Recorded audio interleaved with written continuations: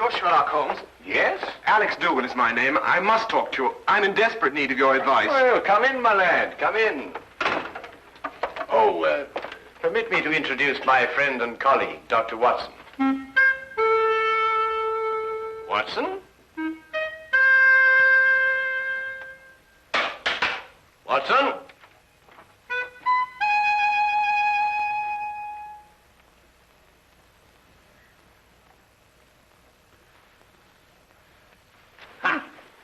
Just as I suspected. Well, Oh, my goodness me, a patient. Oh, I do beg your pardon leaving you standing there like that. Most remiss of me. There, if you'll sit down, I'll be with you in a moment. My dear doctor, Mr. Dougal is not your patient. He's come to see me. Huh? Huh.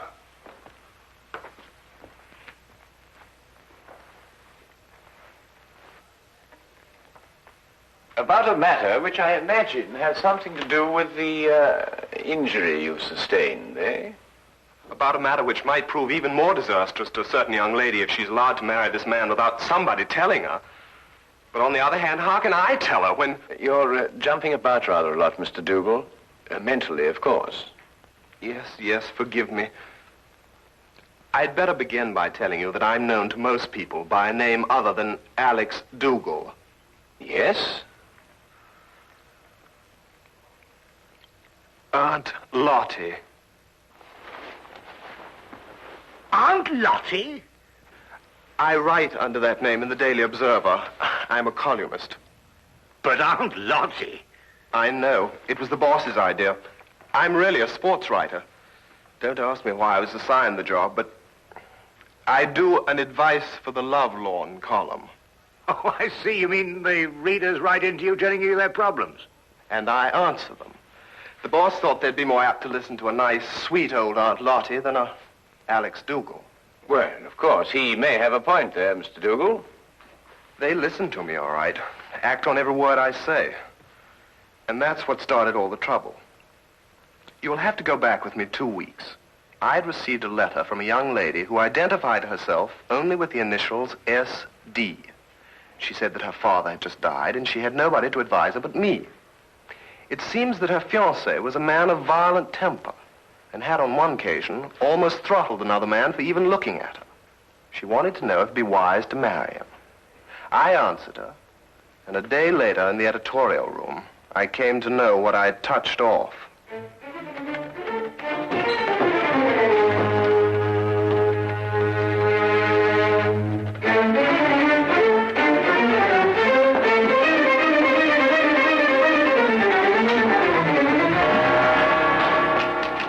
Where can I find Aunt Lottie?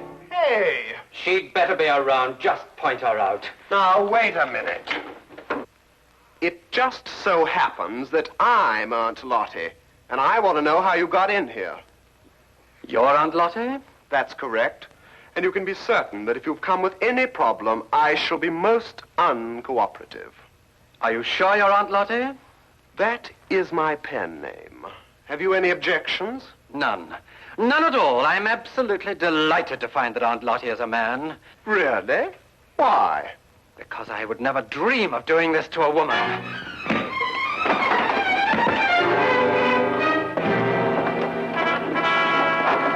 What's the meaning of this? You received a letter the other day from a young lady asking whether it was wise to marry her fiancé, a man of violent temper. That's right. You replied in your column yesterday that it would be most unwise. It is. But what's it got to do with you? I know. Don't tell me. You're the fiancé. Aunt Lottie, you have a lot of mending to do. Mending? In your column tomorrow, I want you to take back every word. It's impossible. My publishers would never allow it. Right, then you'll go and see her personally. Her name is Susan Deering. Her address is 116 Chatham Hills Road, Bathampton. When you get back, I shall expect to hear that she has refixed the wedding date. Now, wait a minute. You can't intimidate me. I gave her my honest advice, and I intend to stick to it. What did you say? I intend to...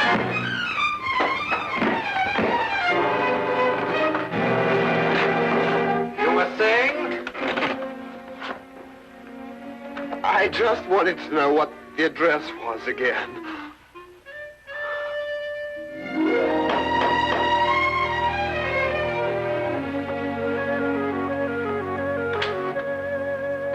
Miss Deering? I'm the housekeeper. Your name, please? Aunt Lottie. No, I have not been drinking. Come in.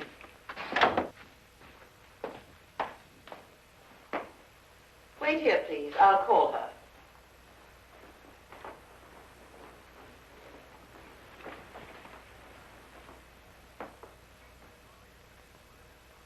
I'd hardly expected when I left London that Miss Susan Deering would be living in surroundings such as this.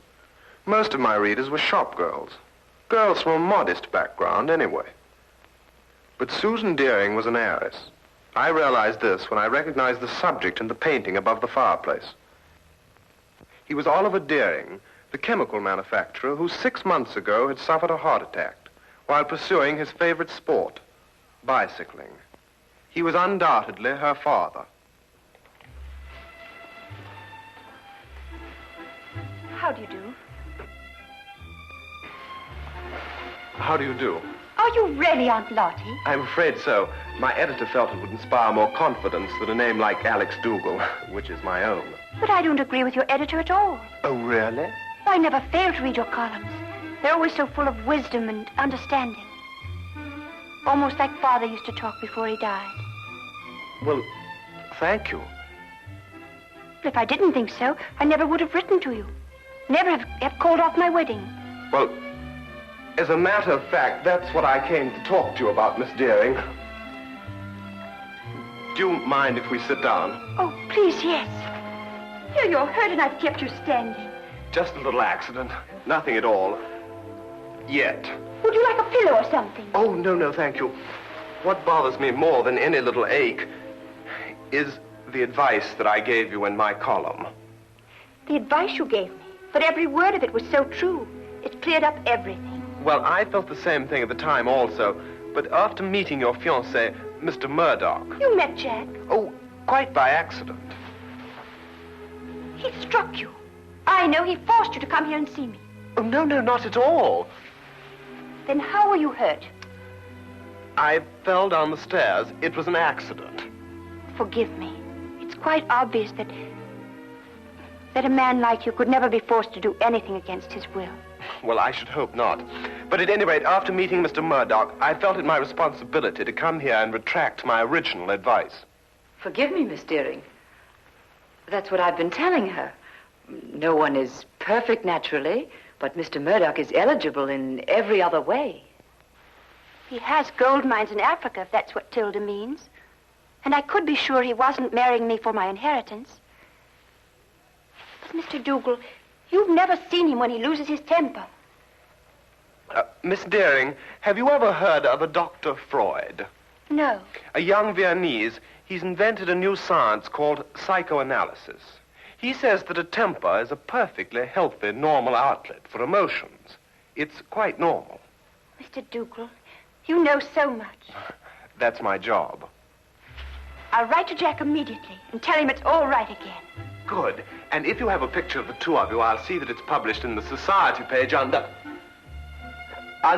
soon to be betrothed. Mr. Dougal, what's the matter? Something happened to my back when I fell. I wonder, would you mind putting one hand on my shoulder and one in the small of my back and pull? Thank you. Mr. Dougal, you must do something about your back. When you get home tonight, have your wife rub it with liniment. Well, I'm afraid that's not entirely possible, but I'll have the man at the club do it anyway. You mean to say that you're not married? I'm afraid not. It seems that every time I meet a girl that interests me, she's not available. But then that's life. There's always tomorrow, and, well, who knows? I might be as lucky as you and Mr. Murdoch. Now, what about that picture? I'll get it for you.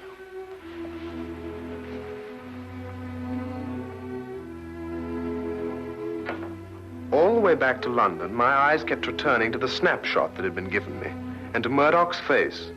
I really hadn't had time to study him when he first came into my office. Everything had happened so fast. But now I had the clinging feeling that I'd seen him somewhere before. But where?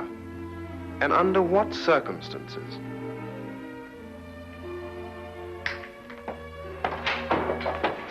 Hello, Dougal. I trust you were successful. Extremely. And I'm going back with even more confidence to make her change her mind next time. You're not Jack Murdoch, and you don't have any gold mines in Africa. You're Freddie Brill, the racetrack fixer. Now, whatever gave you that idea? I used to be a sports writer, for your information, and I remember you very well. You got flung in jail for nearly killing a jockey that double-crossed you. And if you don't think I can prove it, just come down to the library and I'll show you a back issue with your picture in it. That won't be necessary.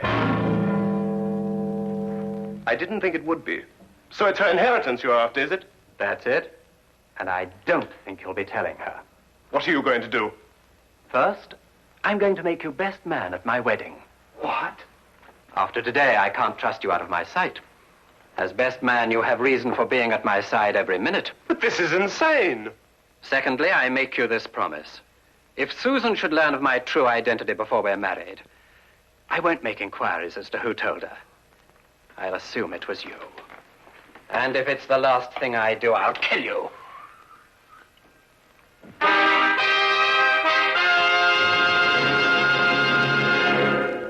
Now, we return to the case of the violent suitor. I'm always giving out advice myself, but here I am, strangely enough, asking for it. What shall I do? If I expose Murdoch, he'll obviously take his revenge on me. But on the other hand, how can I allow poor Susie to be victimized that way? I see. So it's Susie, is it? Well, up until half an hour ago when I managed to get away from him. Murdoch keeps me handcuffed to his side. And naturally, when he saw Miss Deering, I did also. Ah, yes, quite naturally. Well, there's no point in denying it that she does something strange to me. And I found myself wanting to be the groom instead of the best man. That may very well happen yet, Mr. Dougal. But how, with Murdoch still in the picture? We'll remove him from the picture. Well, it's simply stated, Holmes. But surely you don't mean to expose Murdoch and risk Mr. Dougal's life. No, Watson. If any lives are going to be risked, they'll be yours and mine. Oh. Oh! My plans aren't crystallized yet, Mr. Dougal, but my advice to you is to go back to Mr. Murdoch and continue to be his best man. You'll hear from me very soon. I'll do anything you say, Mr. Holmes. Thank you, Mr. Holmes. Not at all. Oh, wait.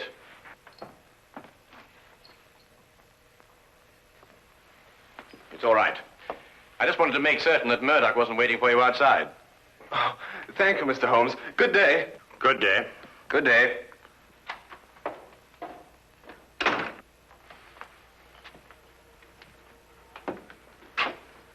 And how do you propose to help Mr. Dougal? By removing Murdoch from the picture. But how? By proving that he killed Miss Deering's father. What? Safely behind bars, Murdoch could neither marry Miss Deering or harm Dougal. But Miss Deering's father died of a heart attack. He was cycling. You heard it yourself. My dear Watson, it was made to appear as if he had been bicycling. Well, now, really, Holmes, you haven't even left the room. How can you say such a thing? Ah, here it is. I thought I'd kept it. Have a look. When that picture was published in the papers, I showed it to Inspector Lestrade as proof that Oliver Deering was murdered. But the good old inspector, with his usual dim-wittedness, refused to pay any attention to it. Well, I must say I can't see any signs of murder here. Notice Deering's coat. Yes, well. It's buttoned on the left side. So? Have a look at your own. Well, yes, I see that, but... It's my theory that Deering was at home in his shirt sleeves when Murdoch struck him a blow on the back of the head that killed him. Then, in an effort to disguise his crime, Murdoch, with the aid of a woman, dressed Deering and deposited him and his bicycle on a lonely stretch of country road. But the mistake had been made of buttoning his coat on the wrong side. Yes, but look here, just a minute. You've just talked about a woman. What woman? Well, his accomplice, of course.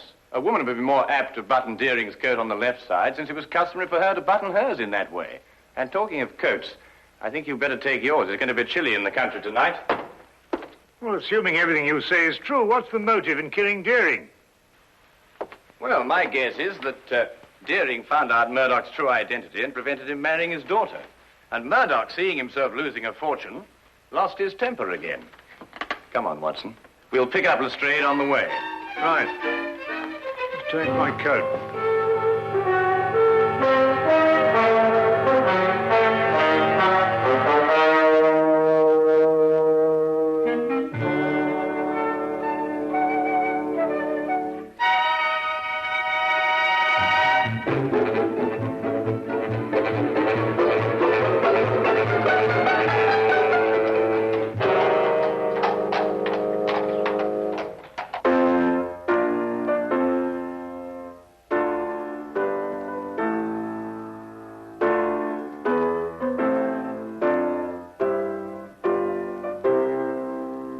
Now, what's the matter?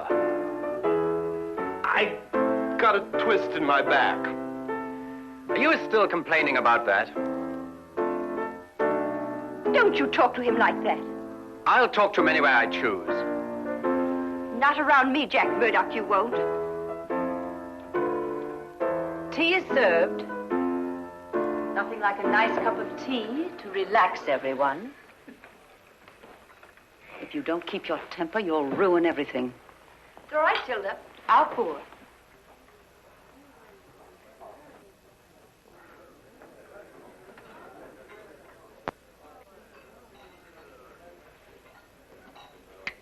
Why didn't I think of it? Of course. Of course, what? The accomplice, it's Tilda. The housekeeper? Yes, it would have to be someone normally attached to the house to have been present at the murder. Tilda fits the part perfectly. She would also have to know Murdoch. And from the manner in which she's just been talking to him, that's obvious, too. Your theory sounds as wild now as it did when you first told it to me. Lestrade, give me your gun, will you? What for? Well, I'm just going to put my theory to the test. Wait a minute. Oh, don't worry, I shan't hurt anyone.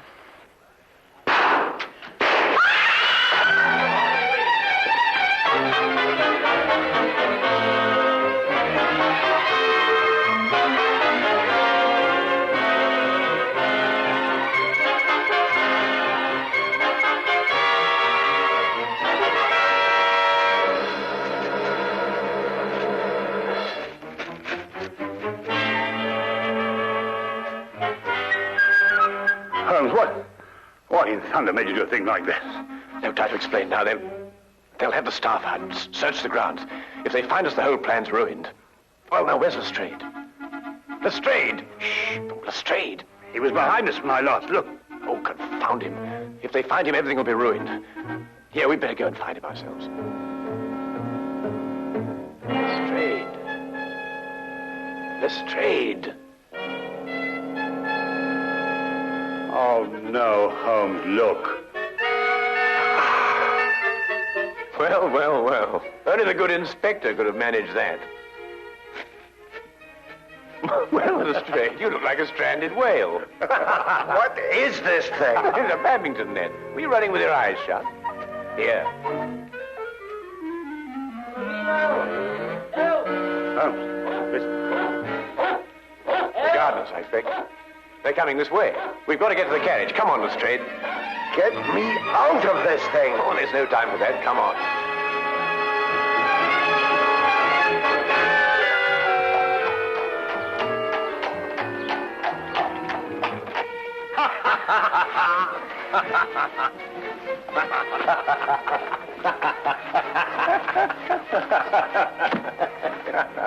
I see no item in the entire evening, Mr. Sherlock Holmes, that would prompt laughter.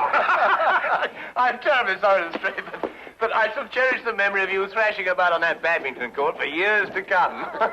Wouldn't find it so amusing, Holmes, if it had been you who had torn that confounded net from its moorings. Lestrade, it was simply a question of going under it after all. And I haven't forgotten that it was your insane behavior tonight that made it necessary for us to be running at all. Yes, what were you up to, Holmes? Those shots, I mean. Yes, I assume there was a purpose. Oh, a very definite purpose, Lestrade. Those 3 bullets were bait for a trap. Odd bait, I must say. I trust it was the perfect bait for our purpose. I only hope that our delayed departure from the Deerings won't make us too late to see the trap sprung. You mean it wasn't sprung at the Deering?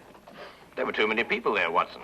You see, if my theory is correct, then Jack Murdoch's flat should be the place. And I wonder if we can entice this driver to go just a little bit faster. Cabby! Cabby, go as quick as you can.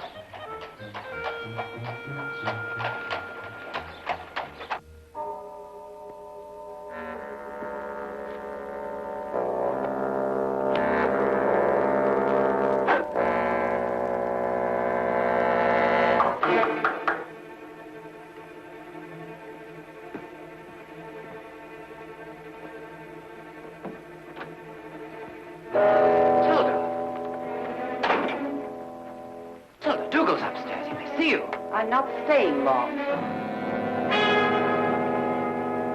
What is this? I'm within 2 days of marrying Susan and grabbing a fortune for us. For yourself, you mean? You never had any intention of sharing it with me. What are you talking about?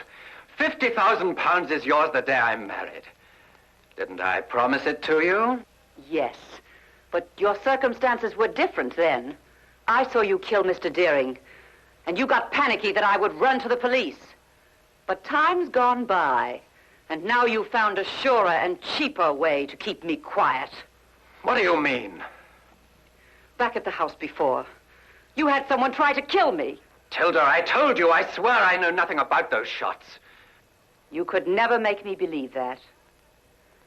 There's only one person in this world who would benefit by my death, and that person is you.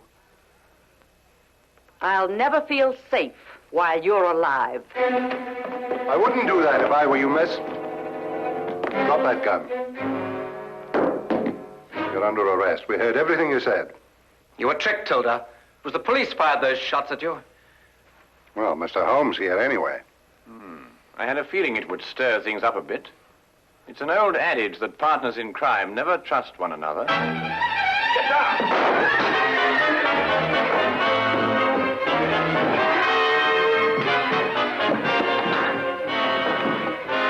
Well, I'll be... I've been practicing my ride ever since I met him. Ah, well done, my boy. Well done.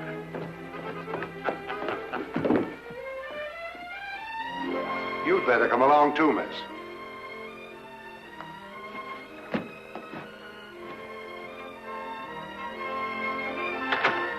I believe I've outgrown the Aunt Lottie label now. I'm going to ask Susan to marry me. Good for you. First thing tomorrow morning. It's too late tonight. Oh, I don't think it's too late. You don't? No. Definitely not. I'll go right now. Good idea.